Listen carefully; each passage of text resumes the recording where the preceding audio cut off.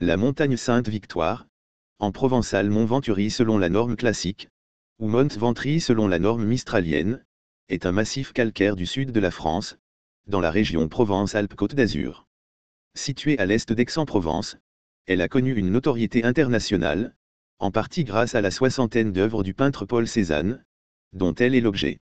Elle accueille de nombreux randonneurs, grimpeurs et amoureux de la nature, et elle est un élément majeur du paysage aixois.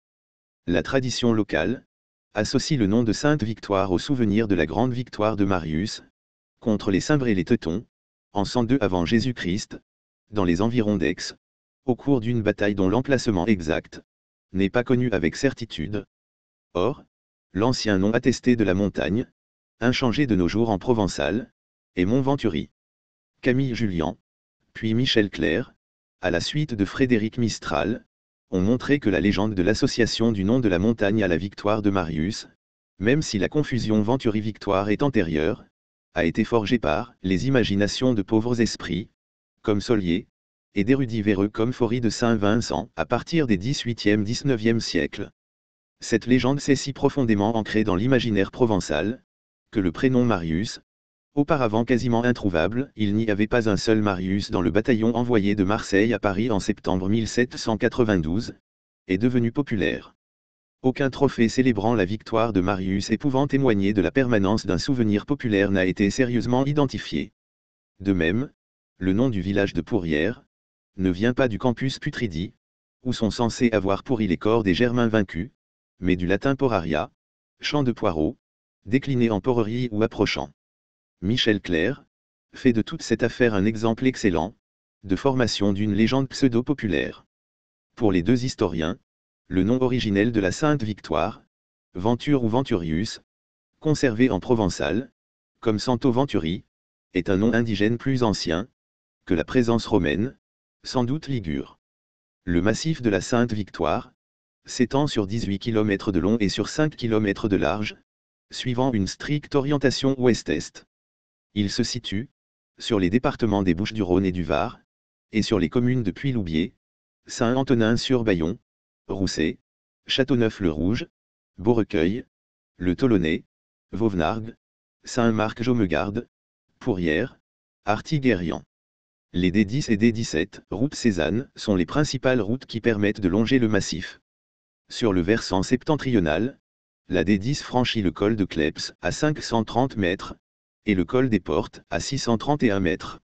Sur le versant méridional, la D17 chemine sur le plateau du Sangle, et franchit le collet blanc du Subéroc à 505 mètres. Le massif culmine au pic des Mouches, 1011 mètres, pour l'IGN, près de l'extrémité et de la chaîne, et non pas à la Croix de Provence, 946 mètres pour l'IGN, proche de l'extrémité ouest et visible d'Aix. Le pic des Mouches est l'un des plus hauts sommets du département des Bouches-du-Rhône, derrière le pic de Bertagne, qui atteint l'altitude de 1042 mètres, et qui se situe sur le massif de la Sainte-Baume. Le massif de la Sainte-Victoire, 6525 hectares, sont classés depuis 1983. Au nord-ouest et au pied du massif, le lac de Bimont, le lac de Zola et leurs barrages. Ruisseau de la Cause, de l'Infernet et du Bayon. Géologie. La Sainte-Victoire, tout comme le massif de la Sainte-Baume, peut être considéré comme un cas particulier parmi les massifs alpins car les différentes étapes de la formation de son relief rattachent son histoire géologique aussi bien à celle de l'ancienne chaîne pyrénéo-provençale qu'à celle des Alpes occidentales lui ayant succédé.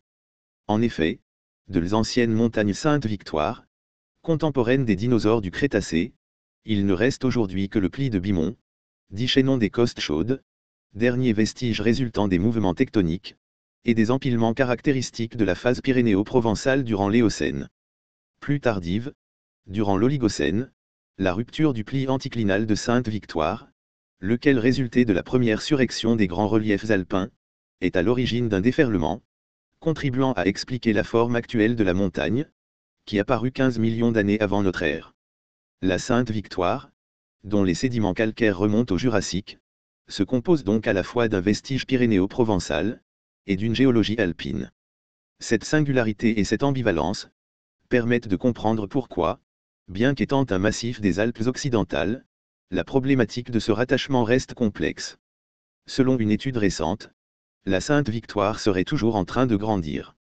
La société ME2I a en effet réalisé une étude par satellite entre 1993 et 2003 apportant une preuve que, durant cette période, l'extrémité occidentale de la montagne Sainte-Victoire a été en surérection de 7 mm par an.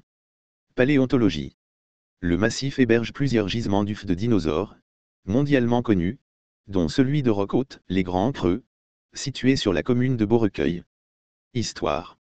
Portail de la chapelle Notre-Dame de Victoire. Logo monument historique inscrit MH, 1978-23. Les vestiges celto-ligures des oppidums d'Intinos et de Bramfan attestent d'une présence ancienne sur les lieux 10.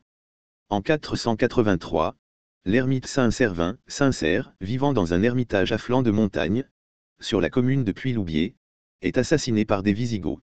Au XIIIe siècle, une chapelle est construite dans la grotte de l'ermite 24, au-dessus de l'actuelle auberge de Saint-Serre.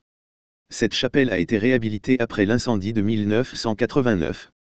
Elle accueille chaque lundi de Pentecôte un pèlerinage à Saint-Serre, vénéré pour les maux d'oreille, car le roi Euric, à qui il adressait ses reproches, lui avait coupé les oreilles avant de le martyriser.